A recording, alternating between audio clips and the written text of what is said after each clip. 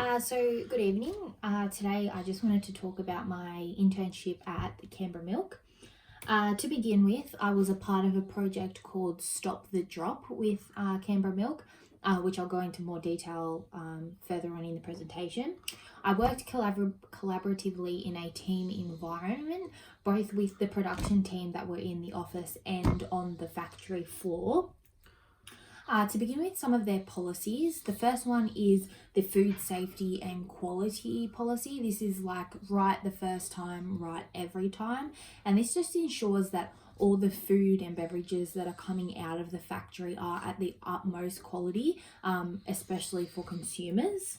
The next one is safety and well-being. So this one more specializes with the employees. So ensuring that the employees know their safety rights and how to work through a factory, because it can be quite dangerous. So if you arriving, make sure you're fit for work, make sure you know risks that you're taking, make sure you know the procedures and the standards, and following traffic, especially on site. The next one is the respect and conduct. This also goes for the employees. This is based around discrimination, harassment, and bullying, ensuring that everyone is happy to come to work and there's no altercations between employees. And if there is, how are they going to fix that? So as I said before, I was part of the Stop the Drop project, and this project was used to analyze and eliminate the amount of milk that was being wasted from the farm. So once the milk had gotten to the factory, where was the milk going and where were they wasting the milk? Obviously, you don't want to be wasting the milk, because not only have the farmers worked really hard to produce that milk and sell it and things like that, it's their livelihood, but we also want to take care of the milk, and they don't want to lose money. So I did a few things. The data analysis I did was optimized milk scheduling. So this was when the milk was being poured into the bottles, what type of milk, when it was going through. You can't do full cream and then not clean out the tank before you do light. So, you don't want to do full cream, light, full cream. You want to do all the full cream and then all the light. The next one was the gross weight of milk. So that looked at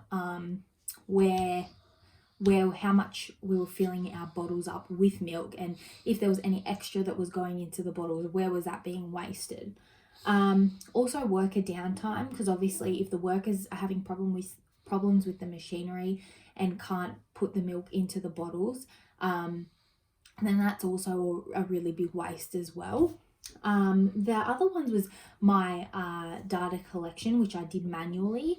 So I went into the factory, I looked at bottle wastage, how many bottles the employees of the factory were throwing away prior to even milk being put into them. So this would be like the bottles being deformed, or the stickers not sticking properly and things like that. Product changeover, as I said before, you don't want to do full cream, light, full cream. This is because when you do full cream and then you move to light, you have to drain the tank fully so that there is no full cream left in the tank before you put light through. Because when you put that mix, you might get too much of a mix of full cream and light, and therefore the fats and the proteins aren't going to be in line of what it says on the back of the bottle. So that's a really important, and they do waste a lot of milk in that changeover because they have to totally drain the pipes. So we're looking at how effective that was, and also fill ahead efficiency. So when the bottles are being filled up individually, there's about 12 filler heads. So that's 12 bottles being filled up at one time. And so just ensuring that each filler head was at its utmost efficiency, and looking at what filler head may need work and things like that. In this Stop the Drop program, I felt like I did have a lot of skill development, because it was something that I hadn't been a part of before, and I feel like I had a really big responsibility in finding that sort of data for them that they were really going to use in their meetings and things like that.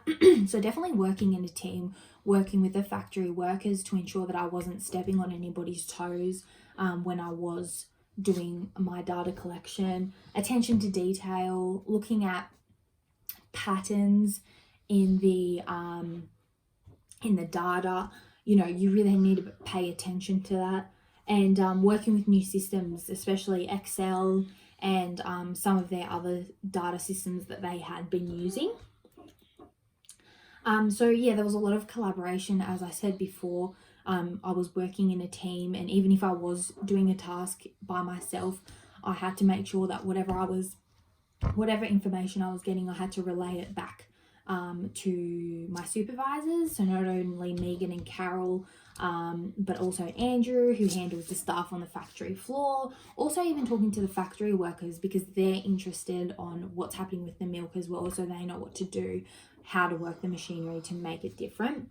Definitely discussing results, and yeah, just cooperating between the different positions. I would tell the HACCP's coordinator one thing, and then I would have to tell the factory coordinator another thing, and things like that. My future career aspirations and how did Canberra Milk help this? I feel like I really like the team environment of Canberra Milk, and I really enjoyed the logistics and the planning and the projects and stuff. Although I didn't enjoy that, I still am very interested in human nutrition specifically. So although I was interested in making sure that the milk was in spec and this and that, I would be more interested in what's the milk doing for the human population, and how can we better the milk? How could we fortify the milk to help the population? Things like that. But I did really like some aspects of it. Just acknowledgements, of course, my unit convener, Tanya, my supervisors, Megan and Carol, because they were really big help, and nothing was ever too hard for them to do for me or anything like that. They were really accommodating, and definitely all of the friendly factory production team members. They always made my time on the factory floor really fun, and they were all really nice and really chatty. There was Charlene from Pollen, who was really helpful, and also Heidi, who was the other University of Canberra student that was doing it with me. They're my references, and thank you very much.